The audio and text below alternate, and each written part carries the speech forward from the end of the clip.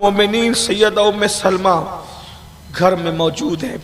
हुजूर की अज़वाज में उम्मुल मोमिनीन उम्मे सलमा सिर्फ एक बच्ची हुई है, बाकी सारी हुजूर की बीवियां पर्दा फरमा चुकी है।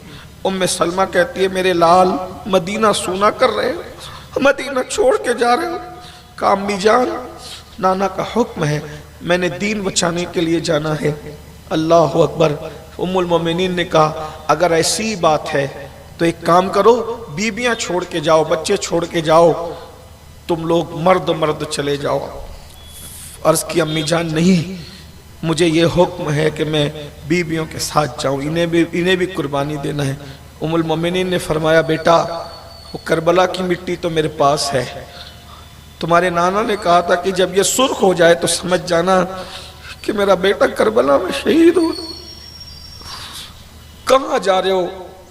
उम्मुल मोमिनीन से कहा फिलहाल तो मक्का जा रहा हूं। उम्मुल मोमिनीन ने कहा नहीं, तुम मक्का नहीं जा रहे हो, तुम करबला जाओगे। तुम्हारे नाना ने मुझे यही बताया था, तुम्हारे नाना ने यही निशानी बताई थी। तुम फिलहाल करबला का कस्द, तुम फिलहाल मक्के का कस्द करो, लेकिन असल तुम करबला जा रहे हो। हुसैन अल्लाह तुम्हारी हिफाजत करे।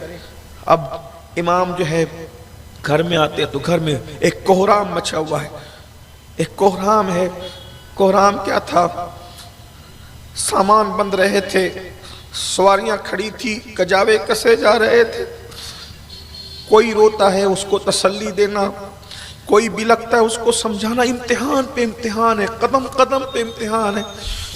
लिखने वालों ने यहां तक लिखा 7 साल की बच्ची सैयदा सकीना को साथ ले जाना है। 1 महीने का बच्चा जिसकी सिर्फ 1 महीने की फिलहाल उम्र है, उस अली असगर को भी साथ ले जाना है। 18 साल का बेटा उसको साथ ले जाना है। 19 साल का भतीजा उसको साथ। इस तरीके से तकरीबन घर के मर्दों में 14 या 19 लोगों को साथ ले जाना है। बीबियां हैं, बीबियों को साथ ले जाना है। लेकिन साथ जिन जिन को जाना था उनमें एक नाम नहीं था। वो नाम था मेरे मौला की 10 साल की शहजादी सैयदा बीबी सुगरा का। सुगरा का नाम नहीं था क्योंकि उस दिन सुगरा अलील थी, बीमार थी। इनको फातिमा सुगरा कहा गया। मुहक्किकीन ने अलग अलग तहकीक की है, बाज़ लोगों ने इनकार किया, लेकिन बहुत से लोगों ने लिखा कि सैयदा सुगरा करबला नहीं गई इसलिए कि वो बीमार थी। सैयदा सुगरा बीमार थी। सैयदा को उठाया, सीने से लगाया। सैयदा सुगरा ने कहा बाबा सब जा रहे हैं, मुझे अकेले छोड़कर। बाबा मैं भी चलूंगी। मैं बेटा तुम बीमार हो, फिलहाल हम मक्का जा रहे हैं, जब तुम अच्छी हो जाओगी हमें खत लिखना, मैं तुम्हारे भैया अली अकबर को भेजकर तुम्हें बुला लूंगा। ये सैयदा सुगरा हजरत अली अकबर की सगी बहन है। हजरत अली अकबर की सगी बहन है सैयदा सुगरा। तो कहा कि अली अकबर तुम्हारे भाई को भेजूंगा और उनके जरिए से वो बुला लूंगा तुम्हें, हम जहाँ रहेंगे, तुम सब्र करो। कहा बाबा किसने कहा मैं बीमार हूँ? कोशिश की कि मैं अपने बाप के सामने ये साबित करूँ कि मैं बीमार नहीं हूँ। थोड़ा सा बुखार है बाबा, वो भी चलूंगी तो तेज दौड़ूंगी तो ख़त्म हो जाएगा, आप मुझे साथ ले चलें बाबा। सवारियाँ अगर कम हो तो मैं तुम्हें सताऊंगी नहीं, मुझे पैदल भी चलना पड़े तो मैं पैदल चल पड़ूंगी। अगर आपके पास सवारियों की कमी हो तो मुझे लेकर चले, मैं पैदल चलूंगी। कहा बेटी ऐसी बात नहीं, तुम बीमार हो, तुम चल नहीं सकती। कहा कि बाबा मैं बहुत काम करूंगी आप लोगों के, मुझे साथ। जो भी एक बेटी कह सकती थी। ये तो एक तसव्वुरात की दुनिया है, हकायक कौन क्या बताए, करबला की हकीकत कौन बयान कर सकता है। एक बाप और बेटी का मुकालमा एक तसव्वुरात की दुनिया में महज चश्मे तसव्वुर से हम सोचते हैं तो क्या क्या बातें सामने आ सकती होगी। मैं तो अली असगर का झूला भी झुलाने में काम आऊंगी, मैं तो खाने भी बनाऊंगी, मैं तो काम भी आऊंगी। तुम लोग अगर जंग करबला में मसरूफ रहे ना और अली असगर रोएगा तो मैं उसको गोद में लेके संभाल भी लूँ, मैं उसको संभाल लूंगी, तुम्हें जिम्मेदारी नहीं उठानी पड़ेगी, लेकिन मुझे लेकर तो चलो ना। मौला अपनी शहजादी को गोद में लेके सर चूमते हैं, तसल्लियां देते हैं, क्योंकि खानदान नबूवत में बेटी की बड़ी अहमियत है। खानदान नबूवत बेटी को बहुत चाहता है। اسلام میں بیٹی کی بڑی اہمیت ہے۔ بیٹی کو چوما، بیٹی نے کہا بابا دیکھو میں چل سکتی ہوں، اٹھ سکتی ہوں۔ لکھنے والے لکھتے ہیں کہ سیدہ سغرا 10 سال کی بچی تھی، لیکن باپ سے پیار اتنا تھا کہ باپ کے بغیر رہنا نہیں چاہتی تھی۔ کہا دیکھو بابا میں اٹھ کے کھڑی ہوں اور مجھے بخار بہت تھوڑا سا ہے، کئی دن کی بیمار تھی۔ پوری طاقت کو اکٹھا کیا، سغرا اٹھ کر کے کھڑی ہونے لگی۔ جیسے ہی کھڑی ہونے لگی دھڑام سے نیچے گر گئی۔ لکھنے والا لکھتا ہے کہ بیماری جیت گئی، نبی کی سغرا ہار گئی، سغرا ہار گئی۔ بابا نے کہا بیٹا ہم تمہیں بلا لیں گے، وعدہ کرتے ہیں، خط لکھنا، جب اچھی ہو جاؤ تو خط لکھنا، ہم تمہیں بلا لیں گے۔ اور اس کے بعد اب اٹھنے کی بھی طاقت نہ رہی۔ ایسے میں سرکار امام نے بیٹیوں کا بیٹی اب بہت باتیں نہ کرو۔ جس بیٹی سے بہت باتیں کرتے تھے، سیدہ سغرا سے بہت باتیں کرتی تھی سغرا اپنے بابا سے، لیکن آج ایک باپ اپنا دامن چھڑا کر اپنی ذمہ داریوں کی طرف بڑھتے ہوئے کہتا ہے بیٹی بہت باتیں نہ کرو، ہمیں جانا ہے۔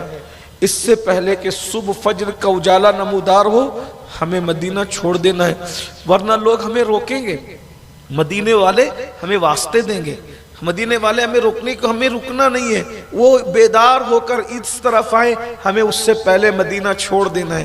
بیٹی بہت باتیں نہ کرو، سب کو ساتھ لیا۔ ام المومنین ام سلمہ کو کہا امی جان میری بیٹی سے مجھے بہت پیار ہے، اپنی امانت تمہیں سونپ کر جا رہا ہوں، یہ میری بیٹی سغرا ہے، ام المومنین میں اسے سونپ کے جا رہا ہوں، یہ آپ کے حوالے ہے۔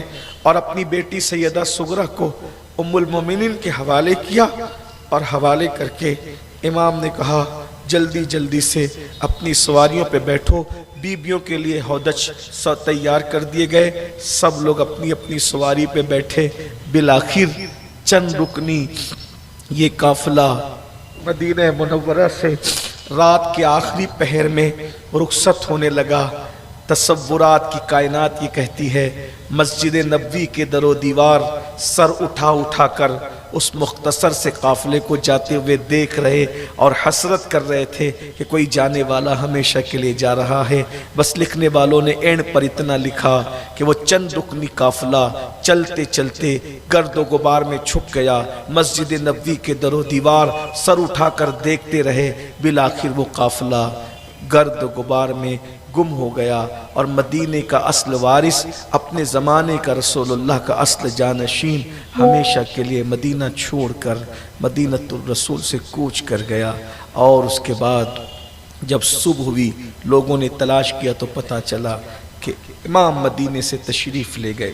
بالآخر امام 4 شعبان کو مدینہ منورہ سے نکلے، اور آپ رمضان المبارک کی شروعات سے پہلے پہلے مکۃ المکرمہ پہنچ گئے۔ مکۃ المکرمہ پہنچے تو وہاں پر کوفیوں کو پتہ چلا کہ امام نے یزید کی بیعت نہیں کی ہے اور امام جو ہے مکہ شریف آ گئے ہیں، تو انہوں نے خط لکھنا شروع کیے، آپ ہمارے یہاں آ جائیے، آپ ہمارے یہاں آئیے، آپ ہمارے یہاں آئیے۔ امام نے کوفہ جانے کی تیاری کی۔ جب کوفہ جانے کی تیاری کی تو حضرت عبداللہ ابن عباس، عبداللہ ابن زبیر اور اکابر صحابہ نے کہا کوفہ والوں نے آپ کے ابا کے ساتھ دھوکہ کیا، آپ کے بڑے بھائی کے ساتھ دھوکہ کیا، آپ کے ساتھ بھی دھوکہ کریں گے، آپ کوفہ نہ جائیں۔ امام نے فرمایا یہ ان کا خط دیکھو، 150 خط میں ایک خط پڑھایا ان کو۔ وہ خط میں یہ تھا امام اگر آپ ہمارے پاس نہیں آئیں گے ہم طاغوت اور ظالم بادشاہ کے ہاتھ پہ بیعت کر لیں گے جو شریعت کا مذاق اڑاتا ہے، دین کا مذاق اڑاتا ہے۔ امام ہم پھر جو ہے وہ قیامت میں اللہ سے شکایت کریں گے کہ ہم تو مولا تیرے نبی کے نواسے کو بلاتے رہے مگر اس کو شریعت سے زیادہ جان پیاری تھی، اس لیے وہ نہیں آیا، ہم نے مجبوراً ایک ظالم جابر اور شریعت کا مذاق اڑانے والے مسخرے کے ہاتھ پہ بیعت کر لی، پھر آپ اللہ کو جواب دیجیے گا۔ امام نے ابن عباس کے سامنے وہ خط دیا اور خط دے کر فرمایا اگر میں نہیں جاتا ہوں تو دین کا کیا بنے گا، اس لیے مجھے جانا ہوگا۔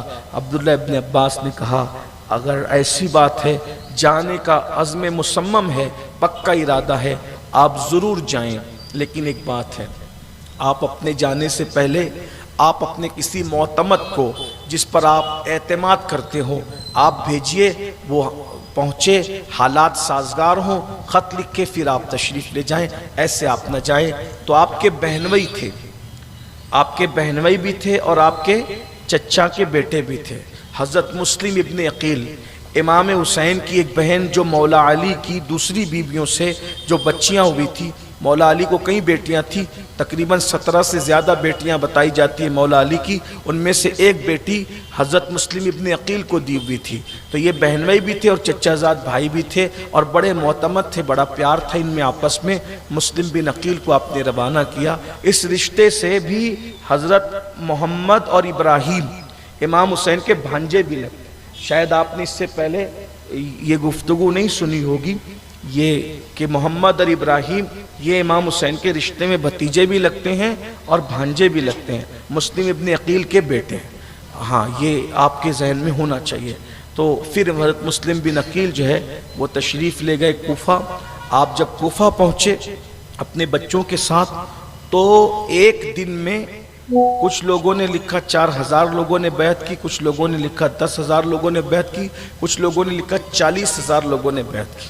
جب یہ منظر دیکھا کوفہ والوں نے تو جو یزید کے جاسوس تھے انہوں نے یزید کو خط لکھا کہ حضرت نعمان بن بشیر صحابی رسول امام حسین کے نمائندے کے ساتھ نرمی کرتے ہیں اور کوفہ تمہارے ہاتھ سے نکلتا ہے، لوگ ان کے ہاتھ پہ بیعت کرتے ہیں، اس لیے اگر تو اپنی حکومت بچانا چاہتا ہے تو نعمان بن بشیر کو یہاں سے ہٹا اور جلدی سے اپنا کوئی سخت نمائندہ بھیج۔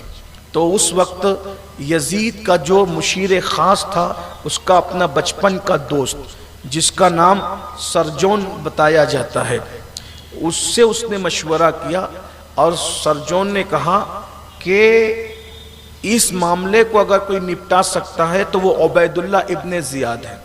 یہ عبید اللہ ابن زیاد بڑا فسادی آدمی تھا اور بڑا انتہائی نکمہ، اس کی زندگی میں کبھی پہلے بھی بیان کر چکا ہوں، اب ٹائم ختم ہوا ہے۔ تو اس نے عبید اللہ بن زیاد کو خط لکھا، وہ بصرے کا حاکم تھا، کہ تو اپنی جگہ اپنے بھائی کو مقرر کر اور پھر جو ہے وہ تو کوفہ جا اور جیسے ہی پہنچ مسلم بن عقیل کو قتل کر دے، اس کے بچوں کو قتل کر دے اور جو تیری بات نہ مانے ان سب کو قتل کر دے۔ ان کے لیے قتل بہت آسان تھا، ظالم لوگ کچھ بھی کر سکتے ہیں، بس یہی ہوا۔ وہ گیا اور اس نے حجازی راستے سے کوفہ میں داخلہ اختیار کیا اور اس کے بعد پھر لوگوں کو ڈرایا دھمکایا اور ڈرا دھمکا کر کے سیدنا مسلم ابن عقیل رضی اللہ تبارک و تعالی عنہ کو اس نے شہید کر دیا۔ حضرت مسلم ابن عقیل کی بھی شہادت ہو گئی۔ اگر کل وقت میں گنجائش رہی تو انشاءاللہ میں آپ کے سامنے وہ شہادت پڑھوں گا۔